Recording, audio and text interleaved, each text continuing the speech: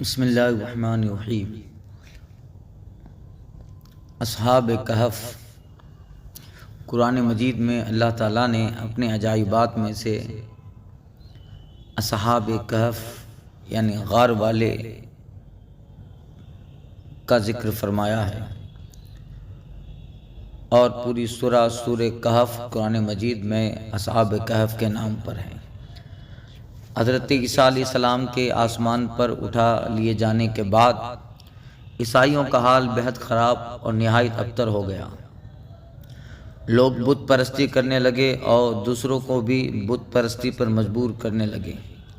خصوصاً ان کا بادشاہ دقیانوس اس قدر ظالم تھا کہ جو شخص بت پرستی سے انکار کرتا یہ اس کو قتل کر ڈالتا۔ اصحاب کہف غار والے، یہ شہر افسوس کے شورفا میں تھے، جو بادشاہ کے معزز درباری بھی تھے، مگر یہ لوگ صاحب ایمان اور بت پرستی سے انتہائی بیزار تھے۔ دقیانوس کے ظلم و جبر سے پریشان ہو کر یہ لوگ اپنا ایمان بچانے کے لیے اس کے دربار سے نکلے اور قریب کے پہاڑ میں ایک غار کے اندر پناہ گزین ہو گئے اور سو گئے۔ 300 برس سے زیادہ عرصے تک اسی حال میں وہ سوتے رہے۔ دقیانوس نے جب ان لوگوں کو تلاش کرایا تو معلوم ہوا کہ لوگ غار کے اندر ہیں۔ وہ بادشاہ بہت ناراض ہوا اور فرط غیظ و غضب میں یہ حکم دیا کہ غار کو ایک سنگین دیوار اٹھا کر بند کر دیا جائے تاکہ لوگ اسی میں رہ کر مر جائیں اور وہیں غار ان لوگوں کی قبر بن جائے۔ مگر دقیانوس نے جس شخص کے سپرد یہ کام کیا تھا وہ بہت ہی نیک دل اور صاحب ایمان تھا۔ اس نے اصحاب کہف کے نام، ان کی تعداد اور ان کا پورا واقعہ ایک تختی پر کندہ کر کے تانبے کے صندوق کے اندر رکھ کر دیوار کی بنیاد میں رکھ دیا، اور اسی طرح کی ایک تختی شاہی خزانے میں بھی محفوظ کرا دی۔ کچھ دنوں کے بعد دقیانوس بادشاہ مر گیا اور سلطنتیں بدلتی رہیں، یہاں تک کہ ایک نیک دل اور انصاف پرور بادشاہ جس کا نام بیدروس تھا تخت نشین ہوا، جس نے 68 سال تک بہت شان و شوکت کے ساتھ حکومت کی۔ اس کے دور میں مذہبی فرقہ بندی شروع ہو گئی اور بعض لوگ مرنے کے بعد اٹھنے اور قیامت کا انکار کرنے لگے، یعنی بعث کے منکر ہو گئے۔ قوم کا یہ حال دیکھ کر بادشاہ رنج و غم میں ڈوب گیا اور وہ تنہائی میں ایک مکان کے اندر بند ہو کر خداوند قدوس عز و جل کے دربار میں نہایت بے قراری کے ساتھ گریہ وزاری کر کے دعائیں مانگنے لگا۔ اے اللہ، کوئی ایسی نشانی ظاہر فرما تاکہ لوگوں کو مرنے کے بعد زندہ ہو کر اٹھنے اور قیامت کا یقین ہو جائے۔ بادشاہ کی یہ دعا مقبول ہوئی اور اچانک بکریوں کے ایک چرواہے نے اپنی بکریوں کو ٹھہرانے کے لیے اسی غار کو منتخب کیا جس کے اندر اصحاب کہف سو رہے تھے۔ اس چرواہے نے اس دیوار کو گرا دیا۔ دیوار گرتے ہی لوگوں پر ایک ایسی ہیبت و دہشت سوار ہو گئی کہ دیوار گرانے والے لرزہ برندام ہو کر وہاں سے بھاگ نکلے، اور اصحاب کہف بحکم الہی اپنی نیند سے بیدار ہو کر اٹھ بیٹھے اور ایک دوسرے سے سلام و کلام میں مشغول ہوئے۔ نماز بھی ادا کر لی۔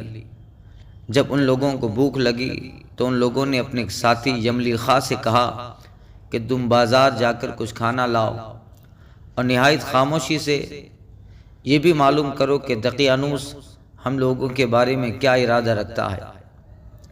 یملی خاں غار سے نکل کر بازار گئے اور یہ دیکھ کر حیران رہ گئے کہ شہر میں تو ہر طرف اسلام کا چرچا ہے اور لوگ اعلانیہ حضرت عیسیٰ علیہ السلام کا کلمہ پڑھ رہے ہیں، اور جگہ جگہ دیواروں پر، عبادت گاہوں پر انجیل مقدس کی آیات سے نقش کی ہوئی تختیاں لٹکی ہیں۔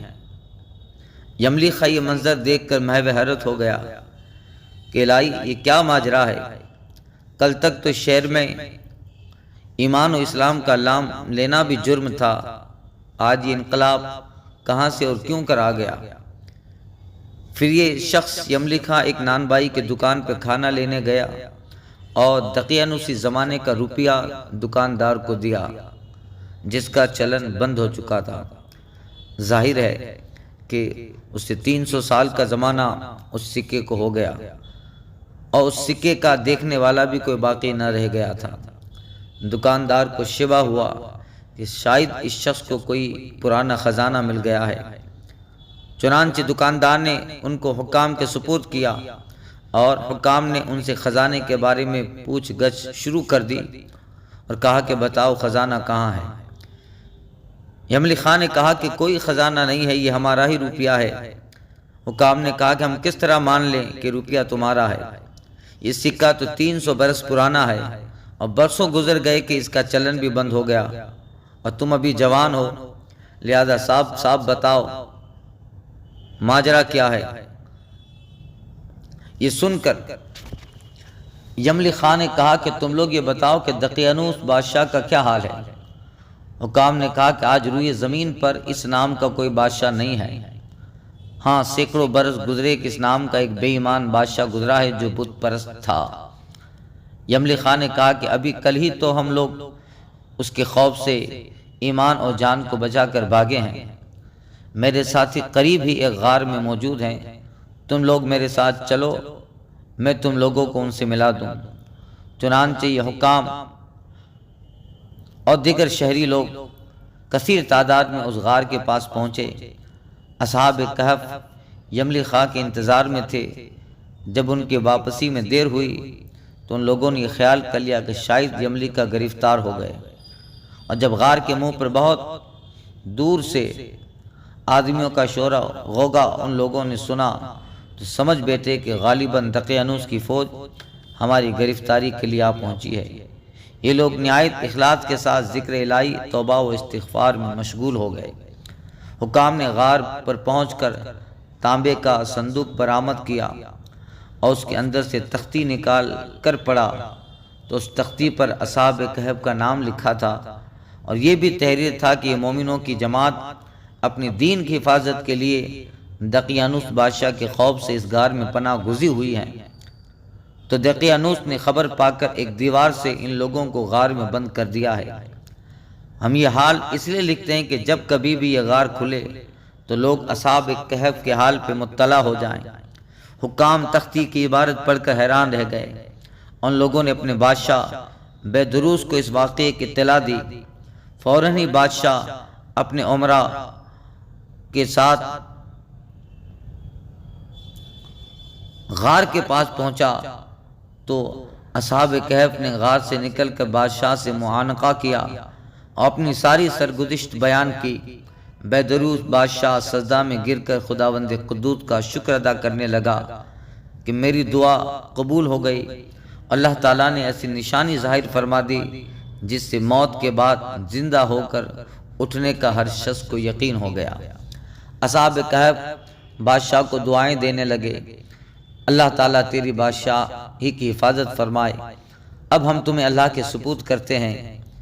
پھر اصحاب کہف نے السلام علیکم کہا اور غار کے اندر چلے گئے اور سو گئے، اور اسی حالت میں اللہ تعالیٰ نے ان لوگوں کو وفات دے دی۔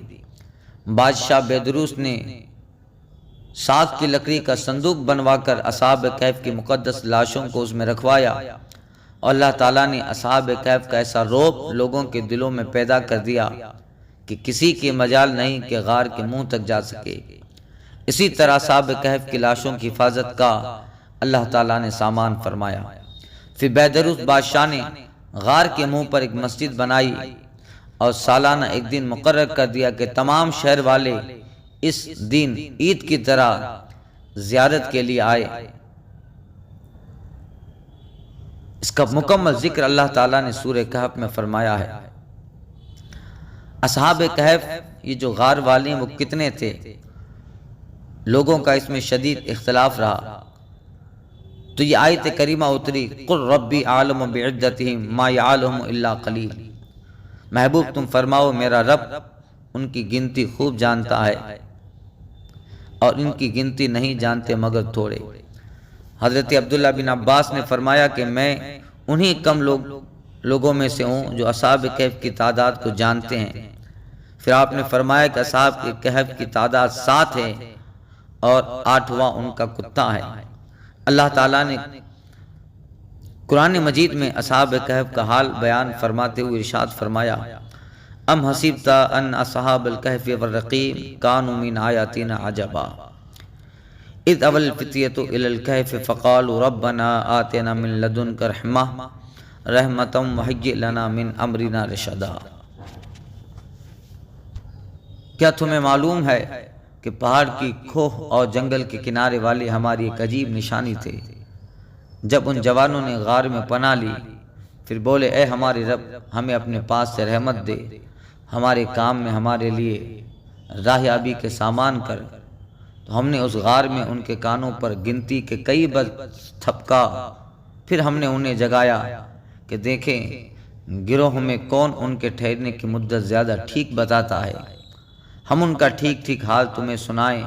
وہ کچھ جوان تھے جو اپنے رب پر ایمان لائے اور ہم نے ان کی ہدایت کو اور بڑھایا۔ حضرت مولا کائنات کرم اللہ وجہ الکریم سے روایت ہے کہ اصحاب کہف کے نام یہ ہیں: یملیخا، مکشلینا، مشلینا، مرنوش، دبرنوش، شادنوش، اور 7واں ان کا چرواہا جو ان لوگوں کے ساتھ ہو گیا تھا۔ اور مولا کائنات نے ان کے کتے کا ذکر فرمایا جس کا نام قطمیر تھا۔